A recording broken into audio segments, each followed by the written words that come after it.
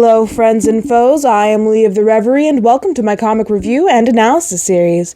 Today we'll be looking at Absolute Flash, issue number 1.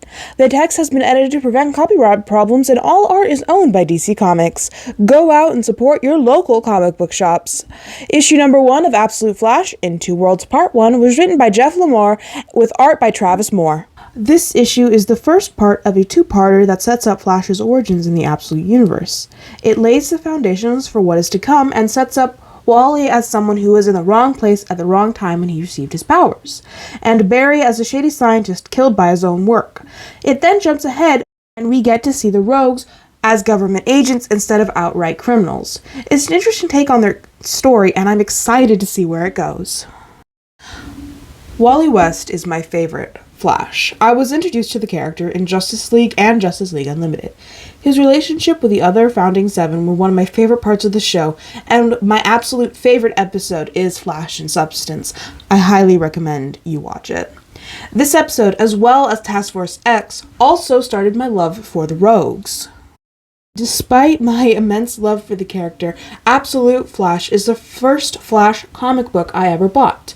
Of course, I, like many comic fans on the internet, watched Comicstorian, and because I was a broke teenager, this is where I acquired 90% of my comic book knowledge.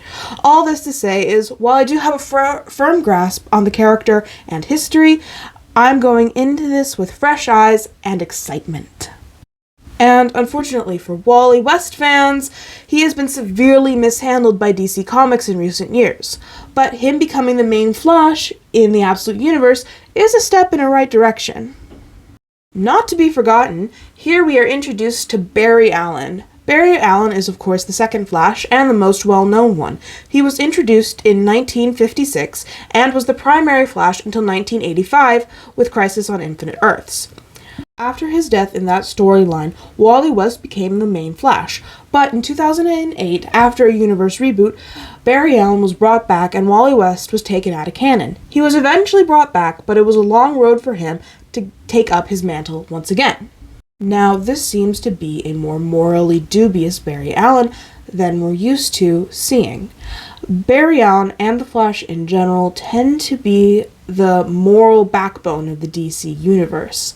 They're the ones who are always trying to do the right thing, and there are multiple stories of Flash dying and everything going to hell. So having Barry be on the wrong side of history from the get-go is an interesting choice. A bit of a caveat, but I missed this when I was first reading this, but the monkeys in the tanks are definitely a nice bit of foreshadowing for a character that is introduced in the next issue. I won't spoil it here, but it's something to look forward to. So something both this comic and Absolute Wonder Woman share is non-linear narration. They have flashbacks to earlier parts of their origins and cut with the modern storyline, and it allows for the story to progress without having several issues dedicated to solely backstory before getting to the main part of the story. And when it comes to superhero stories in general, I think a lot of it is more origin fatigue than straight superhero fatigue. So, I am a Marine brat. I moved all over the US growing up and can really empathize with Wally.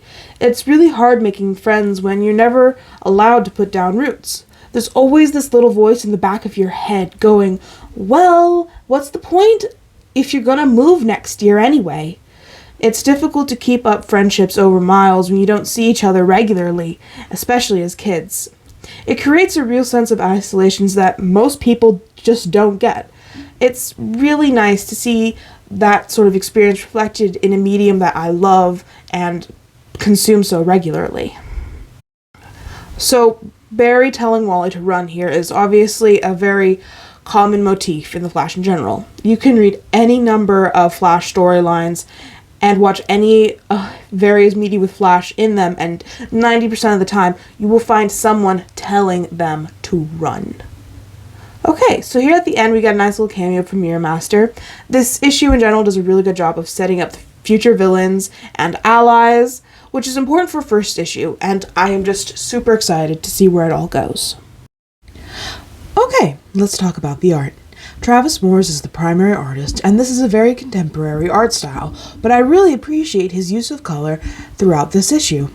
The actual cover is a plain white, but I appreciate that it does give off the vibe of the Speed Force, and it does what it's needed to do, while the interior cover is very dramatic with Wally West at a classic Flash pose, and the new logo prominently displayed on his chest. I love the thing that they're doing with the text boxes, the different colors and the way they overlap with each other and repeat, giving a very disoriented feeling that works very well. Here we have a full page spread, and it is beautiful. You can kind of see an after image in the upper left hand corner, and with all the curving of the text box, it's very well done. But if I'm being honest, the color scheme does remind me a little bit of ketchup and mustard. I absolutely love the Rogues redesign. I'll get more into the individual redesigns when I go over their origin comic in a little bit. But a detail I'll talk about right now, because of the panel, is Captain Cold's glasses. The design is obviously inspired by Inuit sunglasses.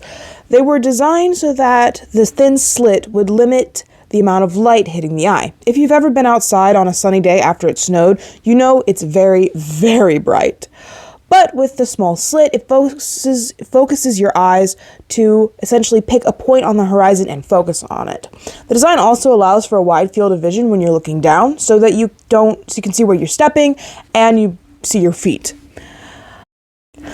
There's a lot of contrast between the present day and past narration in terms of color scheme. The present day seems brighter, while the past has a lot more cool tones and blues, and I think this it helps differentiate the two times. Overall, this first issue has me very excited to see where the story will go. I'm looking forward to seeing some of my favorite characters and how their stories play out in this universe. The art does a very good job of supporting the story and enhancing the elements, and the writing is very well done and a nice introduction to the storyline. I would rate it a solid 6 out of 10. Don't forget to like and comment. No AI was used in the making of this video. Farewell for now.